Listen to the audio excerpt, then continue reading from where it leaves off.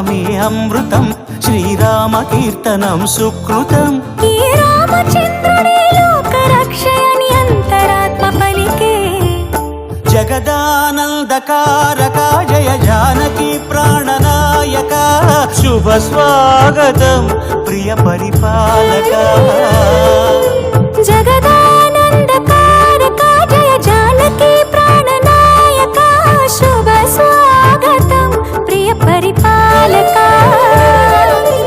మంగళకరమౌ నీరాక, ధర్మానికి వేదిక అవుగాక, మా జీవనమేక పావనమౌగాక.